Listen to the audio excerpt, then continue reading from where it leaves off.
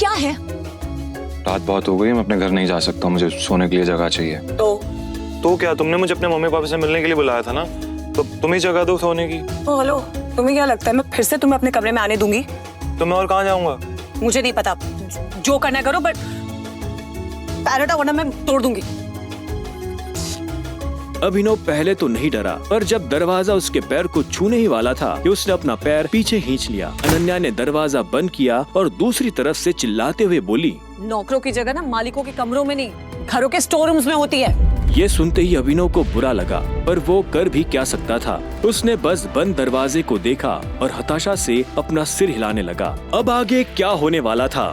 कहाँ सोने वाला था अभिनव? और क्या उसे इस घर में कभी इज्जत मिल पाएगी? और क्या होगा जब अनन्या के घर वालों को अभिनव की असली पहचान के बारे में पता चलेगा?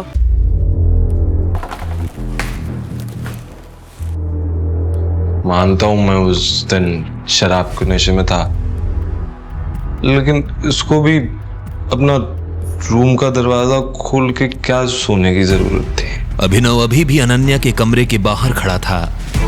उसे पता था कि उसे बाकी कमरों में कोई जगह नहीं मिलने वाली है, इसलिए जहां इस घर के नौकर सोया करते थे, अभिनव वहां चला गया। वहां उसे किस्मत से एक बिस्तर खाली मिला और अभिनव उस पर जाकर सो गया। अभिनव को कब नींद लगी और कब सुबह हो गई उसे पता ही नहीं चला। वो जल्द से जल्द तैयार हुआ और AK प्राइवेट लिमिटेड पहुंच गया। उसकी नजर सनी पर पड़ी। सनी ने भी उसे देखा और चालाकी से मुस्कुराते हुए बोला, ओहो, देखो तो जरा कौन आया है। तुम्हारी हिम्मत कैसे हुई यहाँ आने की?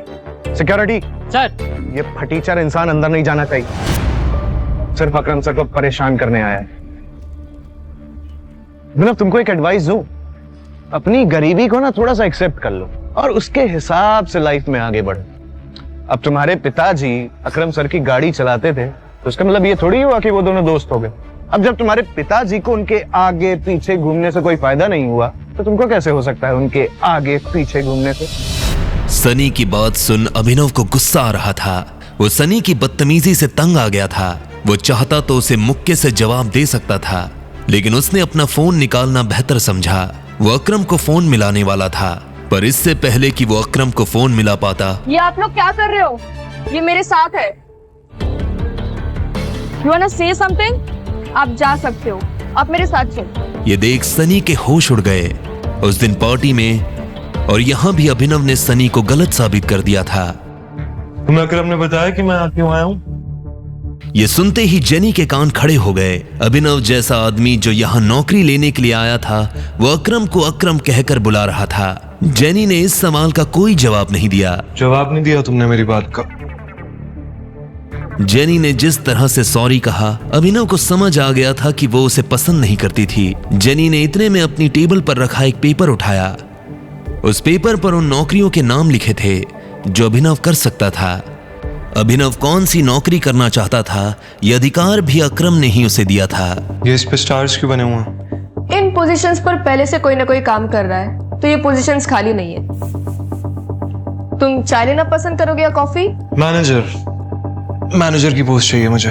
लेकिन मैनेजर की पोजीशन पर पहले से स्टार बना हुआ है। पता है मुझे। तो जिस पोजीशन पर कोई पहले से बैठा हुआ है, तुम उस पोजीशन पर कैसे बैठ सकते हो? तुम क्या उस एम्प्लॉय को कंपनी से बाहर निकलवाना चाहते हो? मैंने ऐसा कुछ नहीं कहा। तुम मुझे ये बताओ कि ये लिस्ट मुझे किसने दी? तुमने? हाँ, लेकिन जेनी, देखो, इसमें मेरी कोई गलती नहीं है। तुमने मुझे लिस्ट दी और मैंने अपने पसंद की पोस्ट चूज कर ली। अब आगे क्या करना है वो तुम। वो जो मांग रहा था सोच समझ कर मांग रहा था। वैसे तो पूरी कंपनी ही उसकी थी। वो जल्द से जल्द इसे संभालना चाहता था। ठीक है मिस्टर अभिनव, मुझे आपकी कुछ जानकारियों की जरूरत पड़ने वाली है। कल से आपका ऑफिस शुरू हो जाएगा। Perfect, thank you.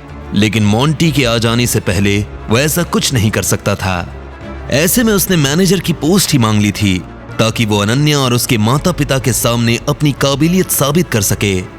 सनी को अभी भी समझ नहीं आ रहा था कि आखिर अभिनव वहां क्या लेने आया था।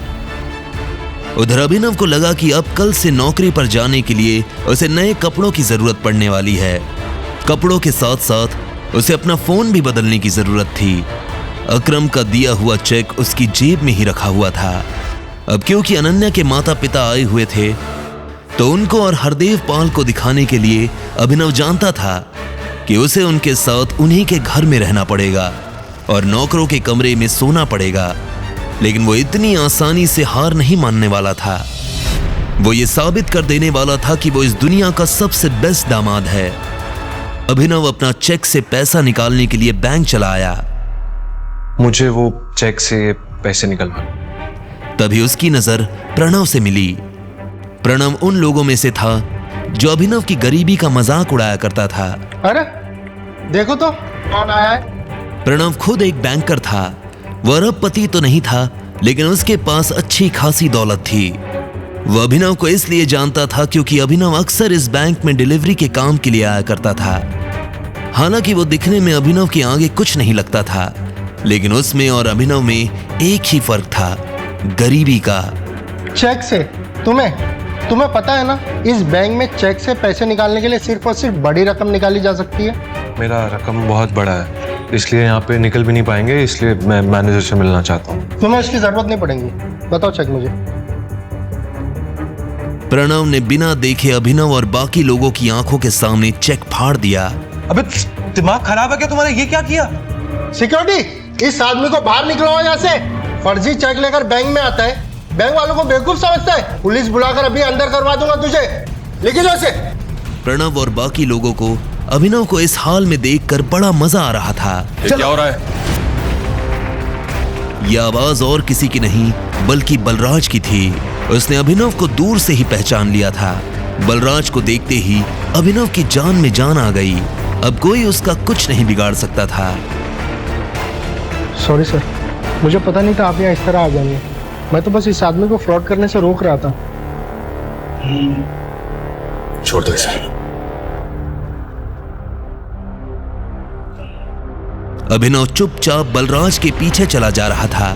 प्रणव और बाकी लोगों को समझ नहीं आ रहा था कि बलराज अभिनव को अपने साथ क्यों ले जा रहा था। जब प्रणव भी उनके पीछे जाने लगा तो बलराज ने पलट कर कहा, मैंने तुमसे कहा मेरे साथ आने के लिए।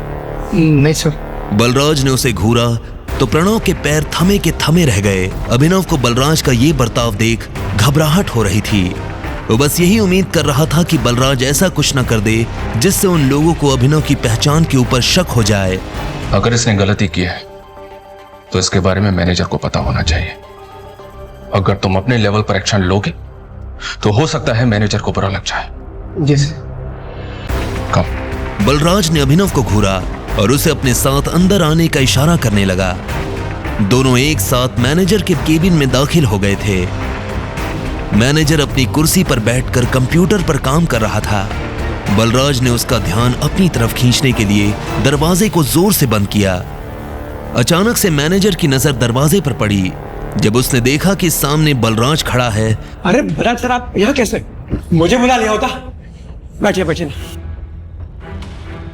कहिए कैसा आना हुआ? वैसे तो मैं अपने किसी काम से आया था, लेकिन बाहर तमाशा देखा तो सोचा कि सबसे पहले मैं तुमसे इस बारे में बात करता हूं। बताइए ना। तुम जानते हो यह साहब कौन है? उसकी नजर उसके चेहरे से फिसलते हुए उसके हाथों और आखिर में उसकी अंगूठी पर पड़ी। जैसे ही उसने अंगूठी पर बने उस निशान को देखा तो मैनेजर का मुंह खुला का खुला रह गया। बाप रे बाप, ये टाइगर है। ये कौन? ये उस टीम का आखिरी हिस्सा है जिस टीम का तुम कैप्टन हो टाइगर।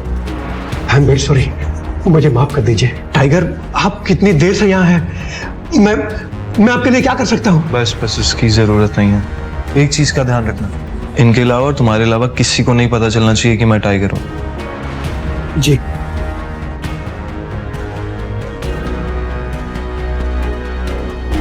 टाइगर, आपको देख के बहुत अच्छा लगा।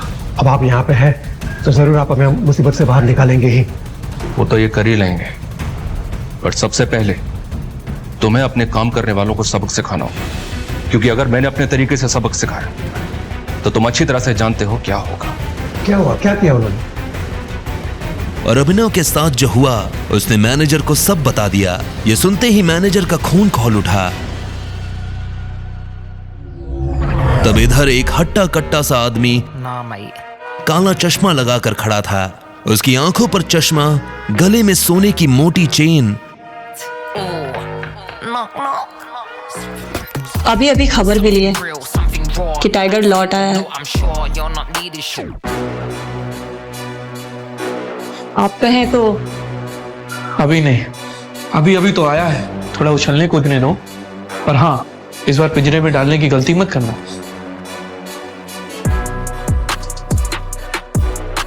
अब आगे क्या होने वाला था, क्या करने वाला था मैनेजर प्रणव के साथ, और कौन था ये आदमी जो टाइगर का नाम सुन मन ही मन एक नई प्लानिंग कर रहा था। टाइगर,